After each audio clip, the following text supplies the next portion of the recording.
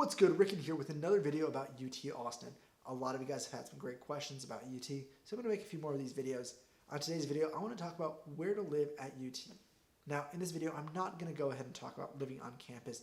That is something that a lot of people have probably talked about in other videos. There's a lot of resources for that. And honestly, I never lived on campus, so I don't think it'd be fair for me to kind of comment on that, aside from mentioning that it is an option. So your main options, if you want to live at UT and go to UT, are really living on campus, and there's a ton of resources for that. And then there's living in West Campus. This is kind of the typical, stereotypical place where a lot of students live. Then there's North Campus, there's East Austin, and there's Riverside.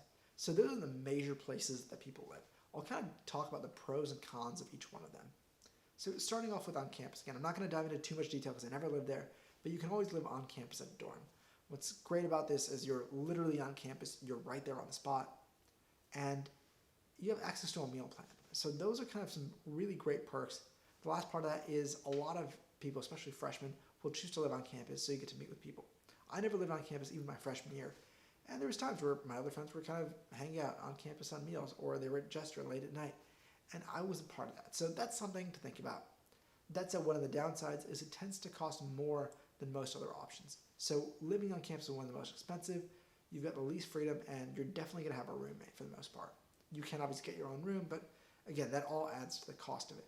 Generally, living on campus is a fairly expensive thing, so most people do it maybe their freshman year, maybe their sophomore year, but after that, they tend to move off campus. Your second option is West Campus.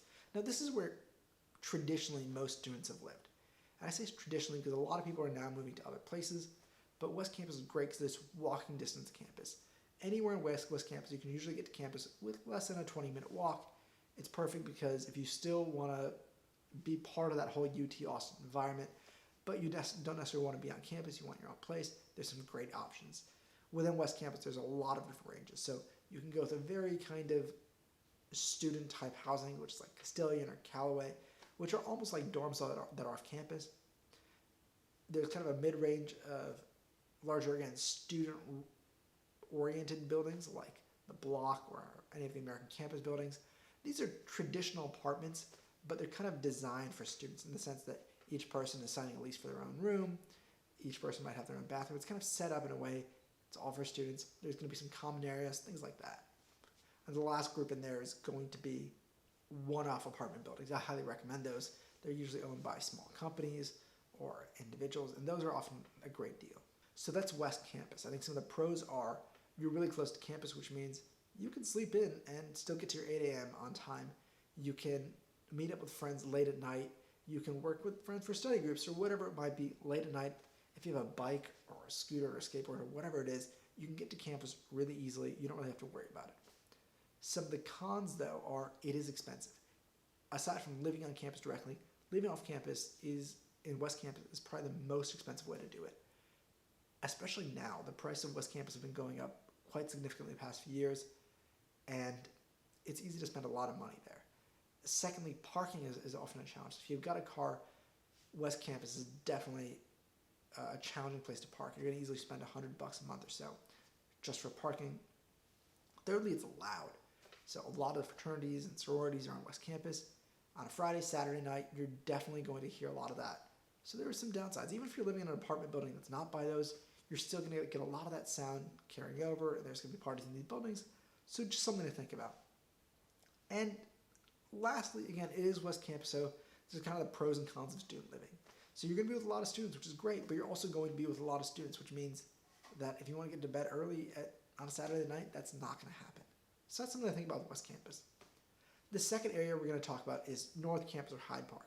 This is where a lot of grad students or upperclassmen tend to live. It's kind of similar to West Campus in the sense that there's a lot of apartments or houses you can rent, but there's also some families mixed in there. You've got a good mix of that. It's a lot quieter. It's kind of more of an established place. That said, it's a little bit harder to walk to, especially if you live further north. If you're right North Campus, you might be able to pull off. If you're in Hyde Park, you're easily going to want to have to bus or bike, and that just adds more time to your commute. Some of the pros, again, are it's going to be a little bit cheaper than West Campus. It's going to be a bit quieter. You might get in a slightly nicer place for the same price, and parking is slightly less of an issue. So those are some of the pros of living in Hyde Park. Cons is it's a bit further, so that is something to consider. It's still somewhat pricey. So it's cheaper than living on campus or on West Campus, but you're still paying a good bit of money to live there. The third area I'm going to kind of talk about is East Austin. Now, this is something that's just now picking up, but a lot of people are living kind of right east off campus or even further east in Austin. That's kind of where I live. Depending on how far east you live, you can be paying a lot less in rent. So instead of paying $1,000 in West Campus or maybe $850 in Hyde Park, you could be paying closer to $500 or $600 in East Austin. East Austin is a rapidly kind of gentrifying area, so some parts might not be super nice, and that's just something to think about. Some of the pros are it's going to be a lot cheaper, it's going to be a bit quieter. The cons are you're a bit further away, and there aren't going to be as many students. So if you want to just meet up with other friends, it's going to be a bit more of a pain. There's always going to be a lot more students in Hyde Park and West Campus. In East Austin, you might have to drive over to see some friends, and that kind of changes the dynamic a little bit more. The last area I want to talk about is Riverside. Riverside has been a hot spot for a lot of student living in the past few years. There's a lot of student-oriented housing built around there, and what's great is even though it's kind of far away, there's a lot of buses that pull straight in there, and you can usually find rents for about $550 to $650 in that area, including utilities, which is a pretty great deal. You'll get a lot of access to a huge student community and population there, with a lot of the student-oriented apartments. So you can have individual leases, you can have a lot of the amenities, you'll have kind of shared spaces and pools and all that kind of stuff. And there's a bus directly to campus. So those are all pros. The cons are it is a bit further away. So you definitely can't walk or bike to school easily. You could maybe bike, but it's a bit of a hike there. The other thing is it's still kind of isolated from the rest of Austin, whereas in East Austin or North Campus, you can get to the rest of core Austin pretty easily. Riverside, during rush hour, it's easily going to take you 30 minutes to get up to campus, and that's just something to think about.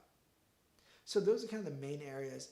Obviously, you can live pretty much anywhere in Austin. I'm meeting people who have lived all over Austin at this point and commute in, and that's what's great about UT is commuting is definitely possible there. One of the other things to think about is when you are moving further away where you have to drive in, you have to kind of factor in the other costs. So, for example, parking is expensive, also the cost of your time. So those are just things to think about if you're thinking about living in different parts of UT. Anyways, I hope that video helped. If it did, please go ahead, like, comment, subscribe. If you guys have any questions, feel free to reach out to me. I'm more than happy to help. And if you're looking for a place, I can refer you to a number of my friends who are involved with housing and leasing and all that kind of stuff. Thank you guys so much for watching, and I'll see you guys on the next one.